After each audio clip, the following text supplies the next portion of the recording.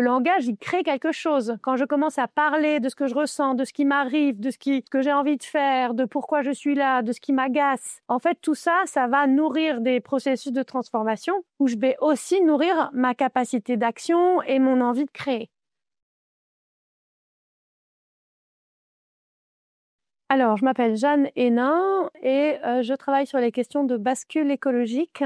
J'accompagne des organisations courageuses qui ont envie de faire des changements profonds. Je travaille sur la connexion à la nature et sur le langage. Donc ça, c'est la partie créative de mon travail. J'ai écrit le livre qui s'appelle « Les mots qu'il nous faut », paru aux éditions de la Mer Salée, un éditeur indépendant. Et ce livre est basé sur une performance participative qu'on réalise avec mon amie Ticia Natton à certains endroits où on s'installe et on propose aux gens de venir raconter qu'est-ce qu'ils ont comme expérience et émotion sur la crise écologique et sociale. Et c'est une performance artistique qui a été créée par Alicia Escott et Heidi Quante aux États-Unis dans une œuvre qui s'appelle The Bureau of Linguistical Reality.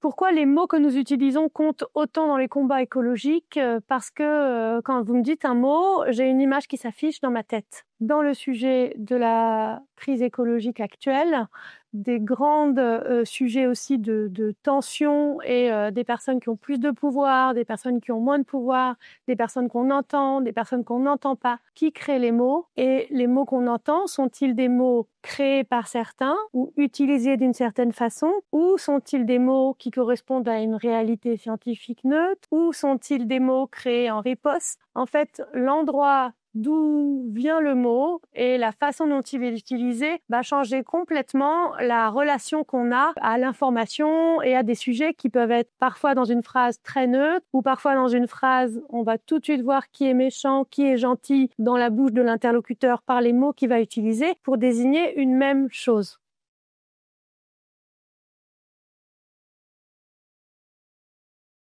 Créer des espaces de langage, pour moi, c'est en fait créer des lieux de relation. Je ne vais pas m'intéresser à convaincre, je ne vais pas m'intéresser à sensibiliser. Je n'ai pas besoin de convaincre qui que ce soit, je n'ai pas besoin de rentrer une information dans la tête de quelqu'un pour qu'il ou elle comprenne. Mon sujet, c'est de nourrir l'agentivité, la capacité d'action et nourrir la capacité de création. Le sujet de la transition écologique est un sujet sur lequel beaucoup de personnes se sentent complètement démunies et en incapacité d'action. Ce qui est complètement normal parce que c'est un sujet extrêmement complexe et très imbriqué dans des tas de différents enjeux et crises. Donc, un espace de langage de riposte, pour moi, c'est un espace où on va nourrir une relation et avec des règles de cet espace qui vont permettre une relation différente. Donc, typiquement, où il y aura de l'écoute. On va dire, tu parles, je t'écoute. C'est pas tu parles et je te convainc de quelque chose. Tu parles et je t'écoute. Ça va être essayer de creuser, de qualifier qu'est-ce qu'on veut dire. Essayer de donner donner aux personnes l'occasion de... En fait, le langage, il crée quelque chose. Quand je commence à parler de ce que je ressens, de ce qui m'arrive, de ce que j'ai envie de faire, de pourquoi je suis là, de ce qui m'agace. En fait, tout ça, ça va nourrir des processus de transformation où je vais aussi nourrir ma capacité d'action et mon envie de créer.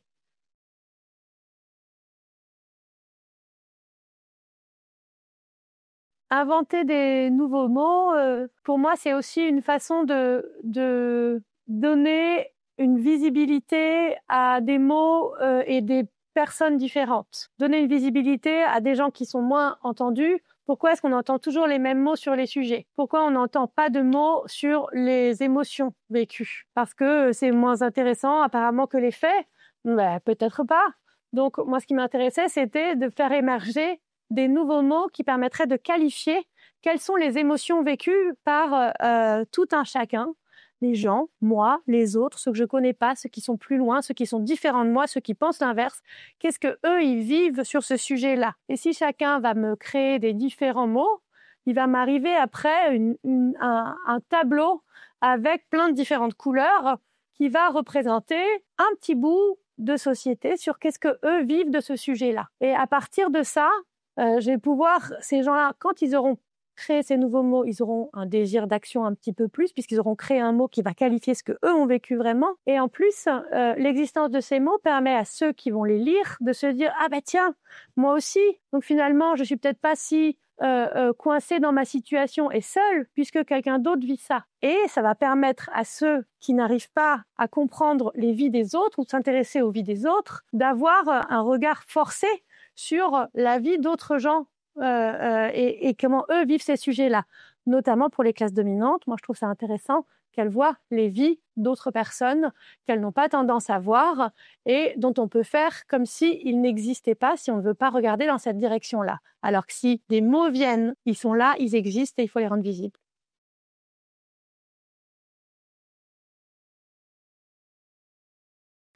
Longtemps, un lexique très technique a existé autour du sujet de la crise climatique, puisque les informations étaient partagées, par exemple dans les journaux ou à la télévision ou dans les rapports officiels, étaient des informations qui provenaient de scientifiques, où les données partagées et les informations expliquées correspondaient à des réalités physiques, des ppm, des occurrences de phénomènes climatiques particuliers.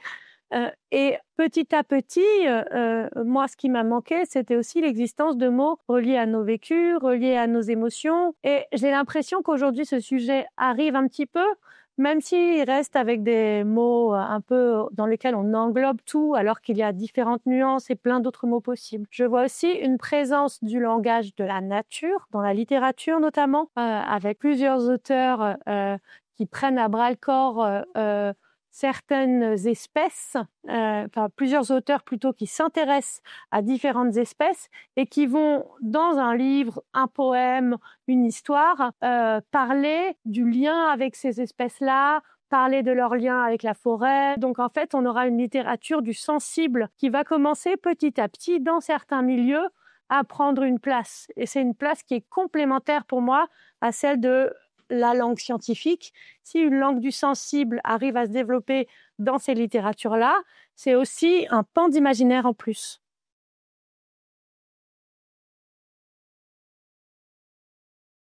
Ce qui est intéressant, c'est que c'est une performance participative. The Bureau of Linguistical Reality que mènent ces deux artistes aux États-Unis. Participative, c'est-à-dire que l'artiste est là et il y a des participants qui sont là et qui contribuent, et ce sont eux qui vont aller raconter leurs histoires, créer les mots. Et l'artiste est là en soutien et en mise à disposition de son imaginaire et de sa capacité de création pour aller alimenter la création de nouveaux mots. Donc en fait, on va avoir des mots qui sont situés, qui sont à l'endroit de la personne qui a souhaité créer un mot. Elle va vouloir partager quelque chose, et c'est elle qui va partager son émotion. C'est des mots situés dans des expériences individuelles et des émotions individuelles. Il n'est pas possible de nier une expérience individuelle vécue ou une émotion qu'une personne a ressentie. Donc il y a quelque chose de très puissant dans le mot créé par les personnes qui participent au Bureau des mots en France et au Bureau of Linguistical Reality aux États-Unis, puisque les mots créés sont ancrés dans les réalités des gens qui ont créé ces mots-là. Donc c'est une forme de riposte puissante parce on ne peut pas la contrer en fait, c'est la réalité que vit la personne. Donc ça a une puissance beaucoup plus forte qu'une personne seule derrière son bureau qui dit « je vais appeler ça comme ça », puisque là, la création du mot vient de « j'ai vécu ça, moi, à tel endroit, dans ma vie, comme expérience ou comme émotion, et c'est comme ça que je voudrais le nommer ».